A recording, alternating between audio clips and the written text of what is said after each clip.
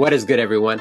For this video, I'll be covering different tips on how to avoid a one-track mind in photography, and from that get stronger images. And it's one of the #1 challenges, especially for beginning photographers, is that one-track mind and getting past it.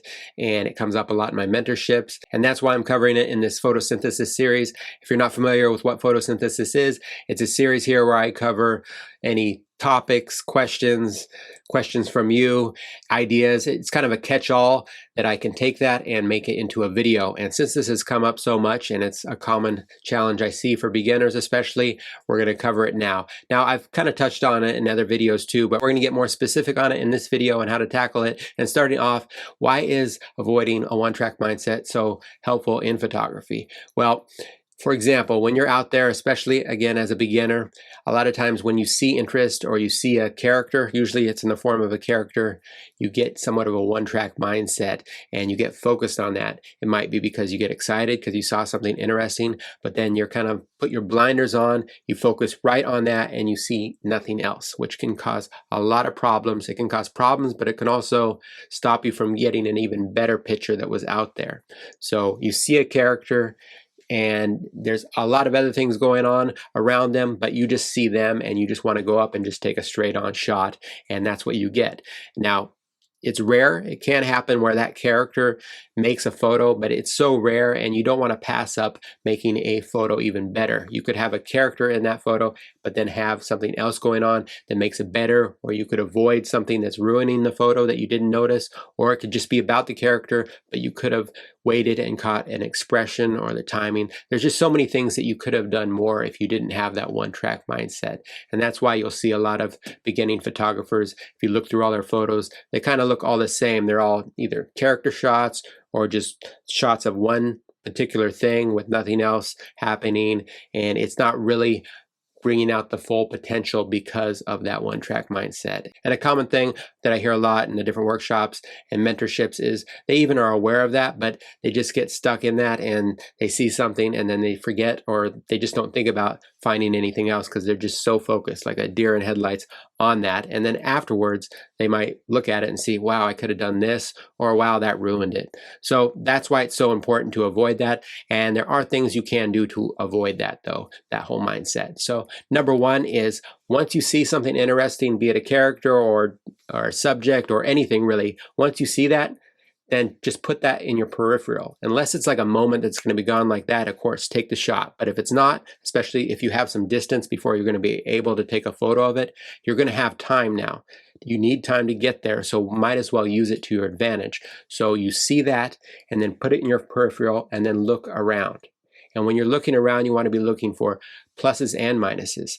You want to see if there's anything that could make this photo even more.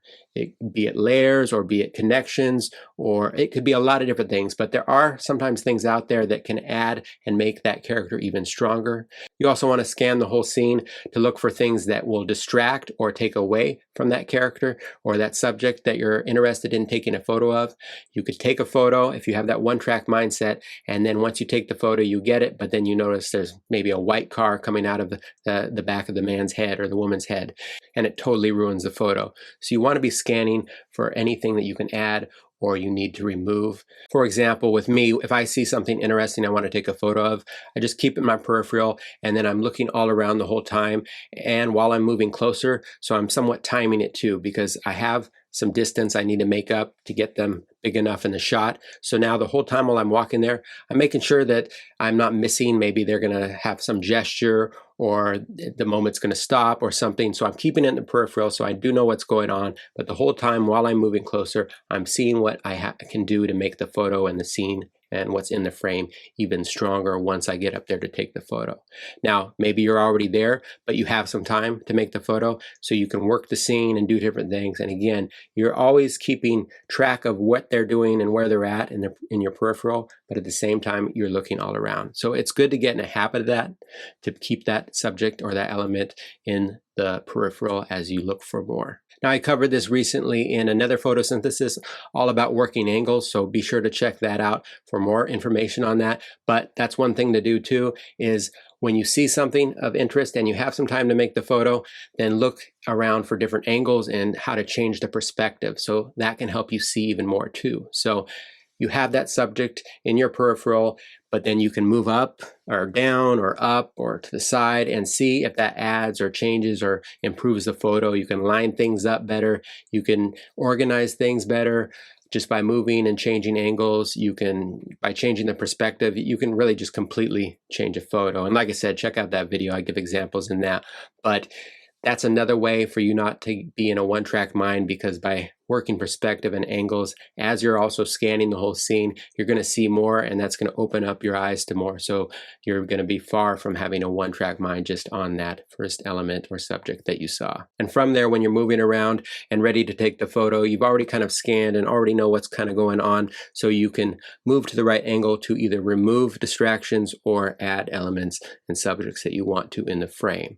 So the whole time that you're scanning, you're planning to. And another thing I like to do is always keep observations in the back of my mind. So it might be something a little bit interesting, but not interesting enough to make a whole photo. But I keep that in the back of my mind. Maybe I see a woman in a red dress, but she's just in a red dress. Or I see a man with a funny hat, but it's not quite enough. Or I see a sign. It could be anything. It doesn't have to be a person. It could be something interesting that I see on the sidewalk. It could be an object or anything. But if I keep that in the back of my mind, then when I see something even more interesting, it might have some sort of connection to something I saw previously, and I will remember that. And now I can kind of see if I can work those two things in the same frame. So I could have something that I passed here, and then I come up upon an interesting character, and there's some type of connection that I see. So then I can go back if they're moving the right direction, and then I can plan to put them both in the same frame because I've already made other observations and kept them in the back of my head. And that's just something I like to do, because you're not always going to come upon a scene where everything's right there and ready. Sometimes it helps to be looking all around, even if it's not at that moment together. If you remember everything you've passed, then maybe it'll come together if you see the directions and things like that. But the more you see and the more you remember and the more you observe, the better you're going to be able to make a more interesting photo, or at least have a chance to. And also, if you have a one-track mind, sometimes you can get so focused on just getting a photo of it, you don't fill the frame or get close enough, because you see it and you just want to take a photo of it and then you move on. But you could have gotten closer. A lot of times I see photos where they saw something interesting, but they didn't get up close and they could have to take the photo. And sometimes that just comes from having that one-track mind where you see it, you take it, and you move on. But if you keep in the right frame of mind, then when you see it, you're not trying to rush it. You just want to make it the best photo, so you can think about other things and think, maybe I need to get closer, maybe I need to fill the frame with it. And that's another thing. A lot of it is about you too. So some of it comes with experience, but it helps to get out of your head and just feel the scene instead of overthinking. So when you see that, just feel it out. Don't be thinking too much about it. You just want to kind of feel the scene out, not be inside your head the whole time overthinking things, and then the photos will more come to you instead of you trying to pressure yourself onto them. It kind of just needs to come naturally. That's usually when the best photos come out, because then they feel natural. And I think that's a big reason some people get too one-track minded, because they get inside their head too much. They see something and they just overthink it, and then they miss everything else because of that. So you just want to feel free out there and get out of your head. And if you see something, keep in your peripheral, look for more, look how to make the best photo, the most interesting photo, while still including what you saw. And when you're free out there, you can experiment more. There's so many more things you can do when you get out of that one-track mindset, and the photos will reflect that. So those are just some of my tips to avoid that one-track mindset, and why it's important, and how it can help strengthen photos by getting outside of that mindset. So that brings me to the end of this photosynthesis on how to avoid the one-track mindset in photography. As always, photosynthesis is for questions like this, and questions that you may have, or things and discussions and topics that you'd like to see me cover. So if you have any, just send me a DM on Patreon, or an email at 100majorcities, 100majorcities@gmail.com. But in the meantime, thanks for watching, and I'll see you next video. Cheers.